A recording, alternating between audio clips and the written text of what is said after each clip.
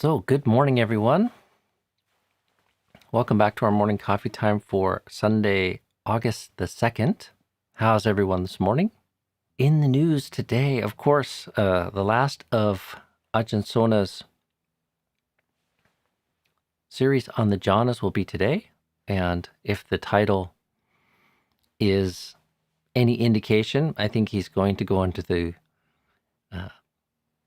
his take on the mechanics of breath meditation. So I'm thinking it'd be good. I'm thinking it'd be a very good exploration of how Ajahn Sona uses anapanasati and its relationship to the cultivation of states of serenity. So that'll be premiering at 1 o'clock if you want some company and that thrill of knowing that you have friends sharing the experience with you. And then tomorrow we'll have Ajahn on here.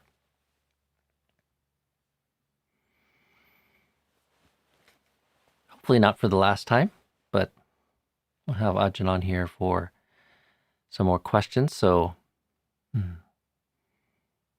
watch it once in a meditative state and drink it in, and then see what sticks or what questions come up, or maybe even watch it a second time. That's what I do. I usually watch it once, and then Monday morning I go through it again with a notepad nearby in case I want to jot something down.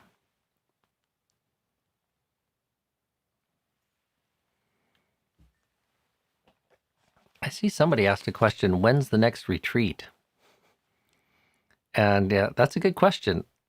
It might somewhat depend on how this pandemic plays out. But right now it looks like we should be preparing for pandemic retreats, virtual retreats, because gathering in any significant numbers to do retreats right now does seem unlikely in a lot of places. So I have been in conversation with Ajahn Amro and some monastics at Amaravati who are looking at offering some stuff online, probably this fall. But they're still in the situation where they're considering how they could do that. But also recently, Ajahn Yanako at Abhayagiri told me that they'd be doing their Thanksgiving retreat online this year because of the pandemic. So that's a ways off for now. Thanksgiving. I was looking this morning for my edition of the Dhammapada by K.R. Norman, and just thought to read a few of the same stanzas that I read yesterday, just to give people a sense of comparison and how these translations can vary in what it is that they bring to the mind or bring to the translation. And some people get caught in trying to decide which one is right and which one is wrong, and there's a place for that. But as contemplative, I appreciate any educated and sincere effort to translate the Dhamma into something for us to contemplate. And I thought since I can't find my K.R. Norman version, I think I'll turn to this version by Ananda Maitreya.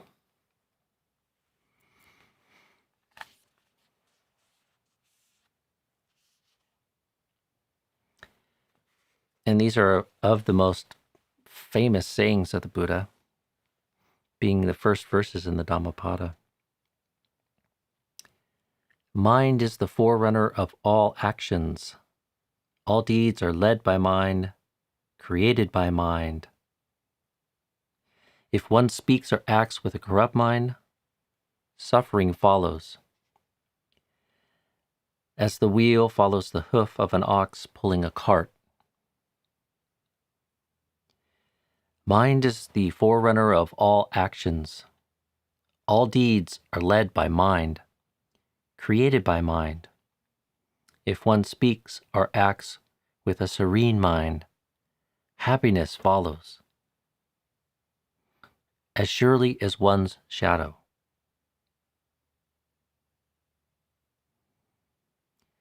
He abused me, mistreated me, defeated me, robbed me. Harboring such thoughts keeps hatred alive. He abused me, mistreated me, defeated me, robbed me. Releasing such thoughts banishes hatred for all time.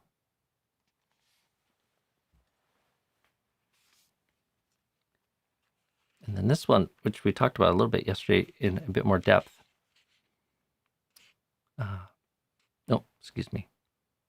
Animosity does not eradicate animosity. Only by loving kindness is animosity dissolved. This law is ancient and eternal. So that's not the one, but this was the verse that really struck me yesterday, and this translation renders it quite differently. There are those who are aware that they are always facing death. Knowing this, they put aside all quarrels. So there are those who are always aware. No, there are those who are aware that they are always facing death. Knowing this, they put aside all quarrels. It's interesting to contrast that with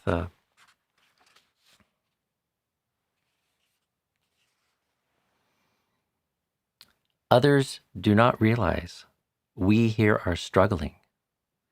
Those who realize this, for them all quarrels are therefore quelled. So quite different.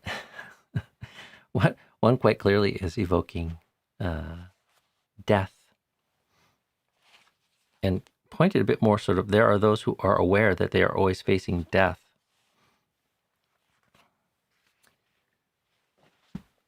The translation in this one, this ever-present sort of contemplation of our mortality, actually had a really profound experience that corresponds with that verse.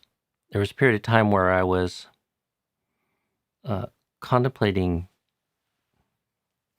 I was doing both a lot of death contemplation, but also was kind of focusing on this theme of anger. And something happened in the day that generated some anger in me towards another person, and like almost instantaneously, this contemplation of death kind of came up to me. And I started to get angry, and then it was almost like I just heard this voice saying, what does it matter to a dead man? And the anger that was in full blossom just dissipated, just poof, with that kind of contemplation.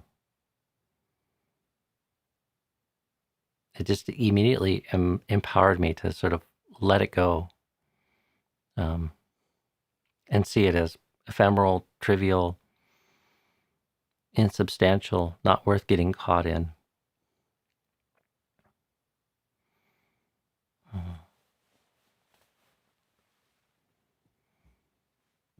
It's like the smallness.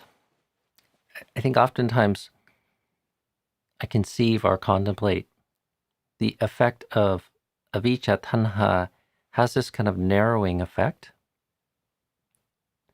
Oftentimes that contemplation comes to me in thinking of the experience of the self, the contraction of the self. Like to live a self-obsessed, selfish life is a very small and narrow experience. Whereas to be capable of empathy and compassion, care for others, with a heart full of loving kindness and compassion, life feels expansive, grand, we might even say.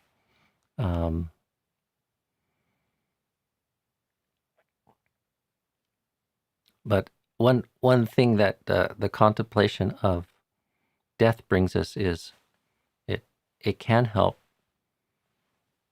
counter this obsession with the immediate, the finite, that which is small and narrow, like some little trifle, some slight. We don't get what one wants, and immediately the mind goes to frustration or anger.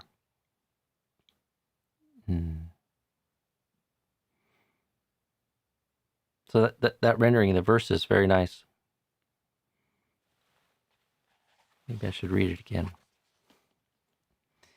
There are those who are aware that they are always facing death. Knowing this, they put aside all quarrels.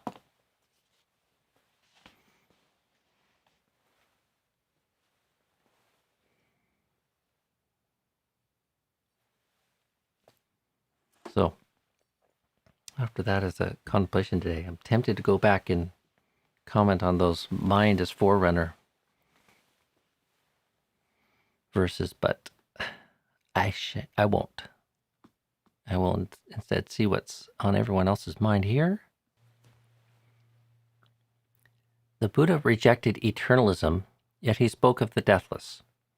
Can you provide some reflection on how to consider this correctly? Sure. The Buddha rejected eternalism as a philosophical position.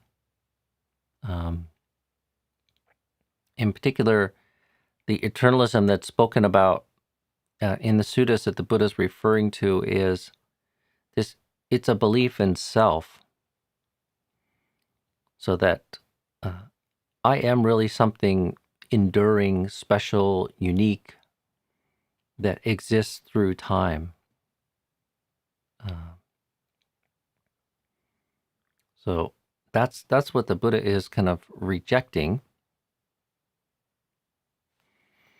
And, the deathless isn't really a philosophical position. Like, this concept of the deathless comes up very early if we cast the story of the Buddha in a chronological way. As the Bodhisattva, he's confronted with aging, illness, and death, and the suffering that those bring to a human life. And he conceives them like almost as a prison sentence. And they kind of stand in representation to the suffering of samsara and the suffering of the sense realm, being leashed to that which is subject to arising and ceasing. So, this state of being unable to find security, refuge, completion, rest, true happiness. Or if said another way, it's like the sense realm is the realm of birth and death. Things are arising and existing for a period of time and ceasing, so they are death-bound. So the conditioned realm is the realm of death. And in particular, the sense realm is the realm of Mara, who's the Lord of death. So when the Buddha's talking about the deathless, he's, at first, as a bodhisattva, he's inspired by the thought, the hypothesis even, you could say, that there could be some security, some refuge from being caught in this cycle of trying to find completion and contentment and happiness and peace when everything in the world of the senses and everything in the conditioned world is not reliable, uncertain, unstable, ephemeral. So is there a peace outside of that? Is his question that stimulates the beginning of his spiritual search. And in the stories of him practicing as the Bodhisattva, this always is kind of the litmus test. He achieves great things practicing in different ways, but they never take him to this deathless state. And in particular, he studies with a couple renowned teachers that taught deep states of serenity. They taught the jhanas, and he was able to master deep, profound states of jhanas that they taught. And they said, that's it. This is the highest. This is foremost. This is nibbana. This is enlightenment. But the Buddha, examining his own experience, rejects that because he sees that it too is conditioned. It's something that one enters into and abides in for some period of time, but then when those conditions are exhausted, one comes out of it. And when he describes that experience of coming out of it, he describes essentially thoughts of the world connected with suffering arising in his mind. So because of that, he knows he hasn't yet found what he was looking for. He hasn't yet found the deathless. So it's not so much a philosophical position, but the Buddha starts off with this question and even faith that there could be a peace and a freedom outside of the conditioned realm that could be sought after and attained. And he doesn't even frame it sort of like as a self, like that would be who I was meant to be, or me, or mine, or that's who I really am. So there's no sense of eternalism in there, and also it's not empty philosophy. I mean, it's somebody sort of examining their emotional and spiritual experience of consciousness, positing that there may be something better and more free and sublime. In other places, he describes it as a place of security. And then engaging in profound spiritual practice, trying to realize that. So, I think that's one way to distinguish the two. Could you say a bit about the purpose of metta? Is it to really help others, or mostly for our own state of mind?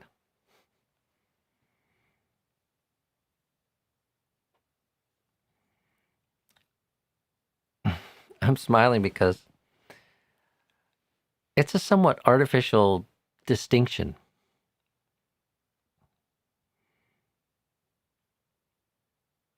I've come to believe that which is truly virtuous and good can't just benefit us. It does benefit others. And, at the very least, it changes others because it changes the way that you think about them, speak to them, and interact with them. Like if one is able to cultivate an elevated ability or strengthened ability not to harbor ill will towards others,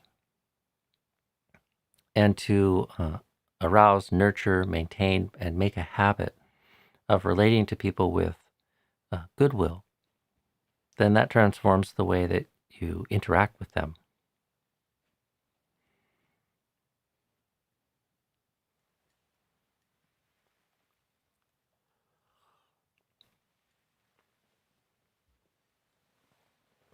And I say, at the least, it affects others in those ways. It probably has the most profound effect on us, but I think of it as kind of radiating out to benefit other beings. And, even in very subtle ways, just being around somebody, like you know what it's like to be around somebody when they're in pain, when they're grumpy or angry or frustrated or having a bad day. It's we're sensitive beings, and that impacts us. I wouldn't go so far to say that it harms us, but it does impact us. And contrast that with being around somebody who is emotionally well, who's happy and at ease and full of friendliness and kindness towards self and others.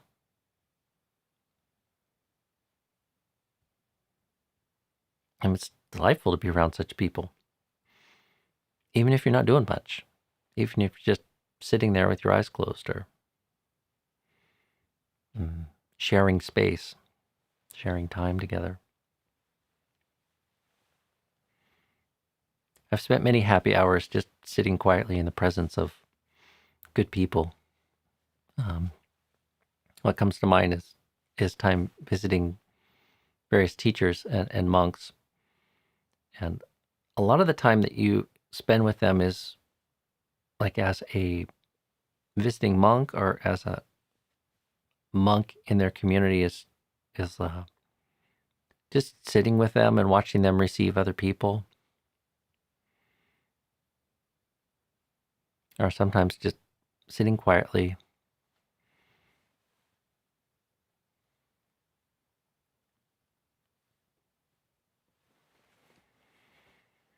When we feel down, should we force ourselves to be more joyous so people around us don't feel annoyed about it? As it's not fun to be around someone who's feeling down. Well, yeah. I wouldn't say force yourself, but the concept of right effort, Eleanor, is not to settle for that. Find some way to resolve the negative emotions that have overtaken one, and that can be difficult.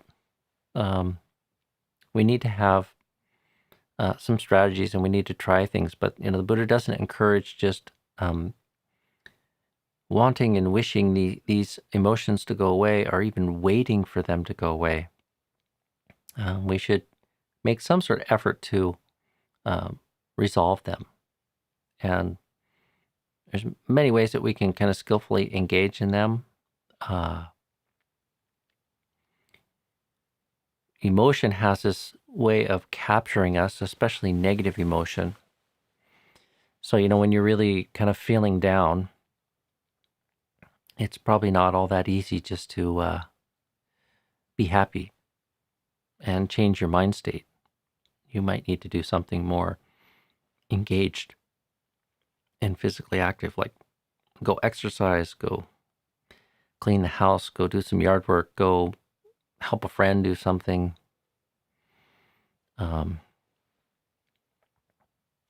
Go read something or listen to something that's uplifting and inspiring. Find some way, come up with some strategy to overcome that sort of negative emotion.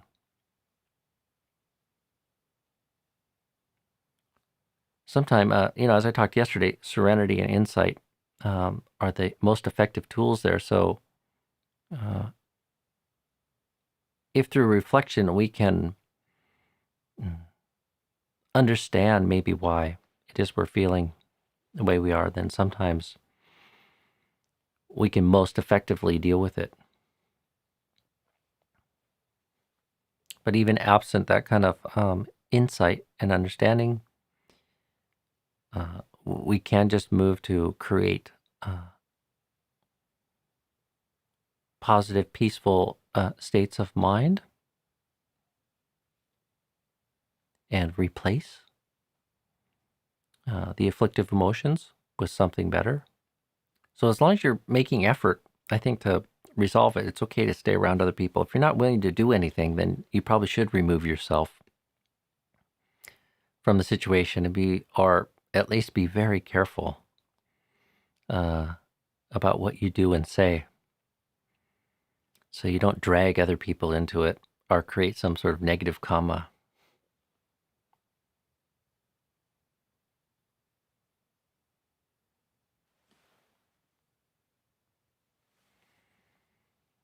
Good morning, Chira.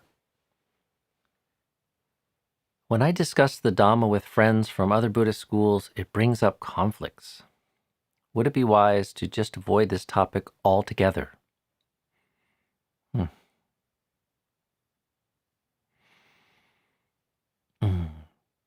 I suppose it depends on your skillfulness and depends on your friends. Like it can be a good experience to talk to people that practice in different schools of Buddhism, have different conception of it. If done in a non-dogmatic and caring kind of way, just like jointly exploring how it is that each other understands the teachings that they're drawn to, and how it is that they speak to one and motivate one and inform one's own spiritual path and practice. If it does just lead to conflict, then, I would leave it aside and find another way to be in relationship and share time with them. But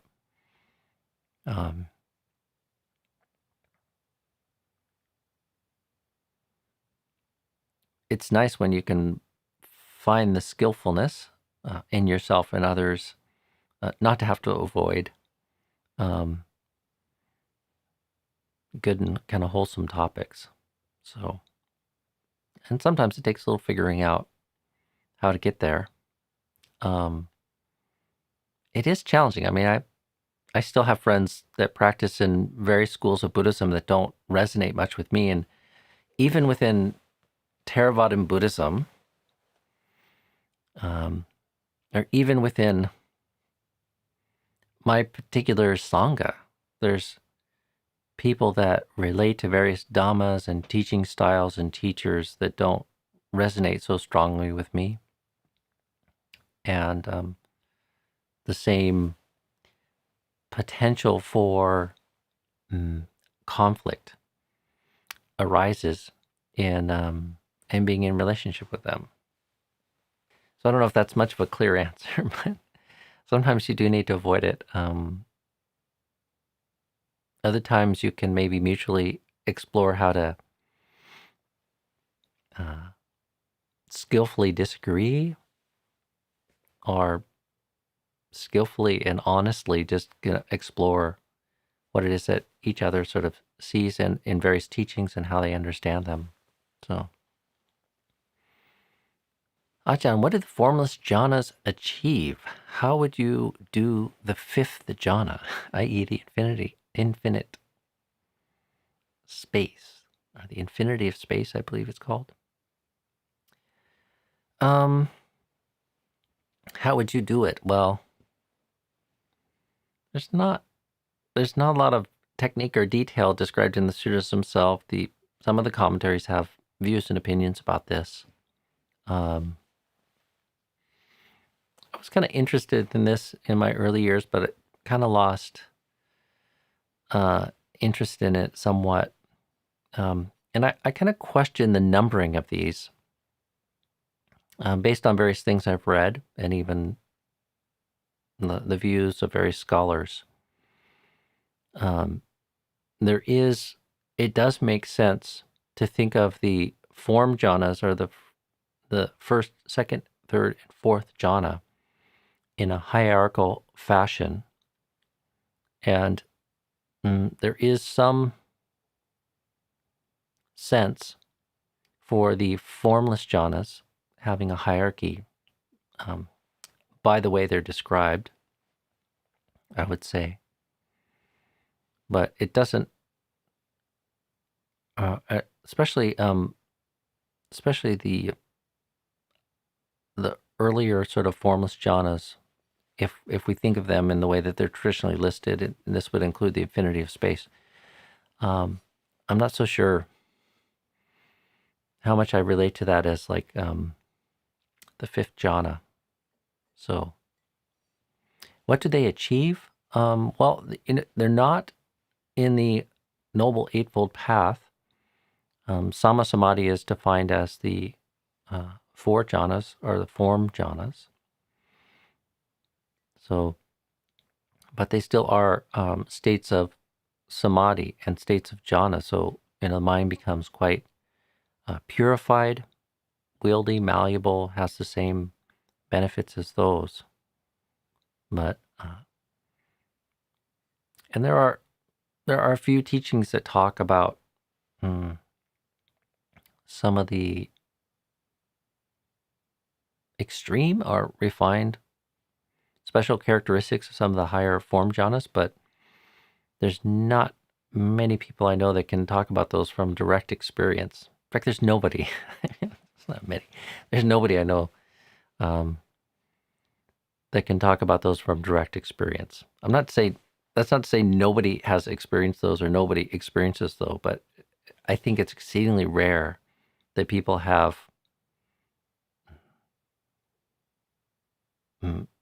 experienced those things, mastered those things. So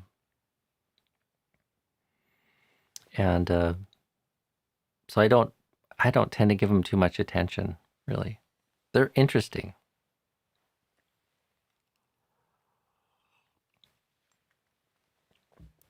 The jhanas himself can be a controversial subject in many circles, and the formless jhanas are even more controversial. Like many people disagree about various aspects of the formless jhanas. So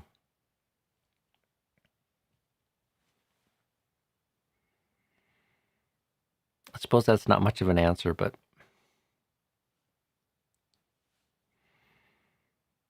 okay, wow. I lost track of time and we're moving on to 8:40, so I'm going to wrap this up for today. Let's see. A couple brief things here, though. Ajahn Sudanto at Tisarana leads a 3-day retreat at the end of August. Thank you for reminding us, Sumana. So I don't know if people need to register for that, but that's certainly something to explore. Visit tsarana.ca for details on that. I'm going to wrap it up for today. So thank you all for joining us. And if you're free at 1 p.m. West Coast time, Pacific Daylight Time, or I guess that'd be 4 p.m. Eastern Time in the U.S., tune into the premiere of Ajahn jhana talk, and he'll be visiting us again tomorrow. So bring your questions for Ajahn, and I get to play host tomorrow. So be well, friends, and have a good day. Bye for now.